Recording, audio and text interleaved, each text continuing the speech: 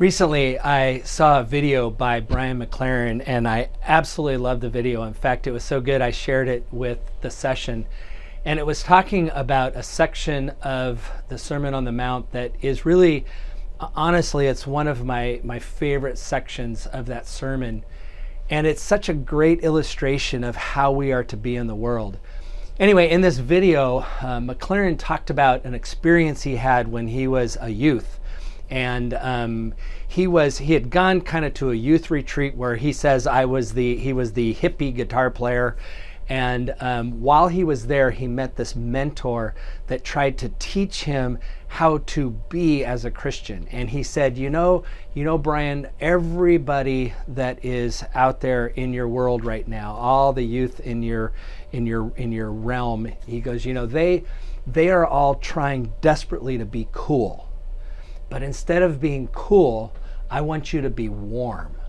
And by that he meant, I want you to live in warm ways around people. I want you to have a warming heart. I want you to have the kind of outlook when you are dealing with others that is warm and inviting. And, that had got me to thinking about how I grew up and how I viewed or saw other people in my school or whatever, people that I knew. And what I realized was I had a very different view of the other, okay?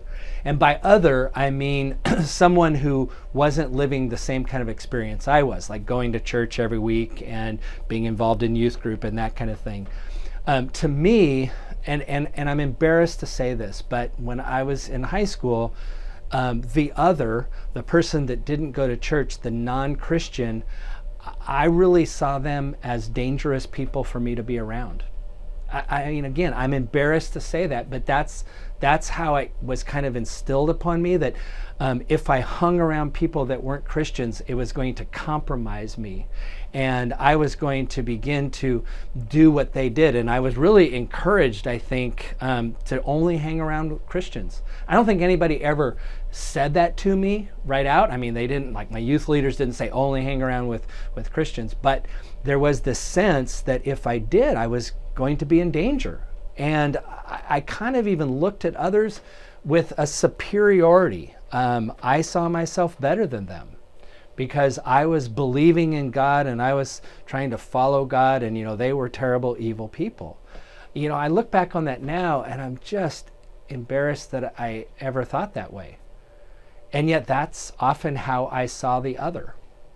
And in this video, McLaren talked about how we see the world, the way in which we view the world or the way in which we view others will dictate how we live or how we be in the world, how we are with others. If we see them as dangerous and as people that we need to kind of keep a wall between us, then we're going to treat them differently. The way in which we see is going the way in which we be. Well, Jesus said something very different, I think, in terms of how we were supposed to live in this world. And again, in the Sermon on the Mount, after the section from this last week's video where we looked at the Beatitudes, Jesus says this. He says, "You are the salt of the earth. But if salt has lost its taste, how can its saltiness be restored? It is no longer good for anything, but is thrown out and trampled underfoot. You are the light of the world. A city built on a hill cannot be hid. No one, after lighting a lamp, puts it under the bushel basket, but on a lampstand, so that it gives light to all in the house. In the same way, let your light shine before others, so that they may see your good works and give glory to God your Father in heaven." Now, when I first see that, let your light shine before others, put your, be on the lampstand, there's this sense that if you're not really listening closely to what Jesus is saying, you can think, make yourself better than others, be proud, put yourself on top. But that's really not what Jesus is saying. In that illustration of light, he's really just trying to say, you're bringing light to those dark places in the world. Allow your light, allow who you are, allow who I am to shine through you in such a way that it gives light to those dark places. But more importantly, I guess for me, I was drawn to that illustration of being salt. You are the salt of the earth. Now we know that salt had all kinds of different uses, especially back in that day. I mean, it was used as a preservative to make sure that food, meat in particular, would be able to be preserved and not rot. It was used as a healing mechanism because you could put it on something that would remove bacteria from the body. But the other thing it was used for was actually to flavor food. And if you take a little bit of salt and you put it on food, what it does is it brings out that natural flavor of the food, and it makes it better. It's interesting though. Here's what you can do. You can way over salt food, right? And if you way over salt food and you eat some food, what are you going to taste? You're going to taste the salt, aren't you? That's all you're going to taste.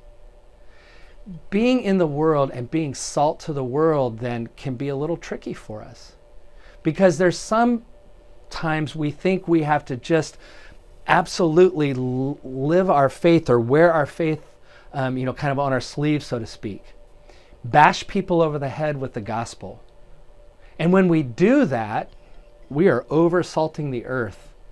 And pretty much what happens is we kind of become so overbearing that all that they can taste or see is ourselves and not Christ.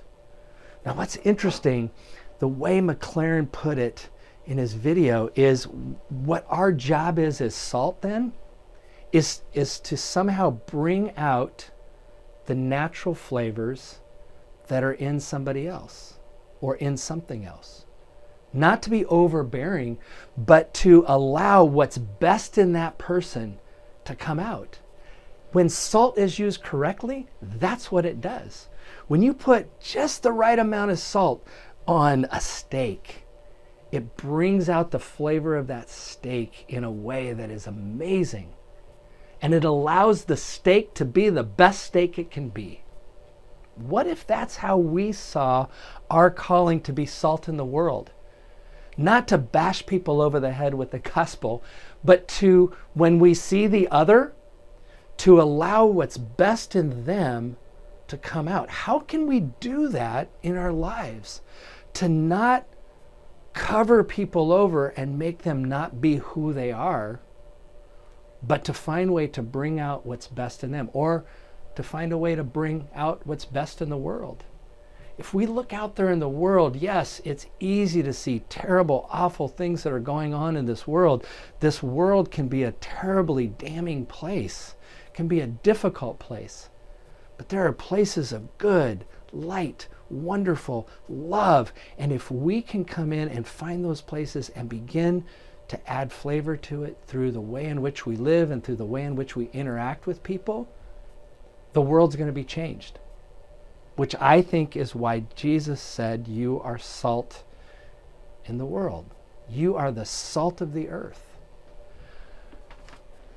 McLaren's quote was great, and so I wanted to read that. He says, focus on being a presence in this world that radiates and flavors the world with divine love. A warm and healing presence to the world that is dealing with so much. Can you imagine if that's how we lived? May we be the salt of the earth.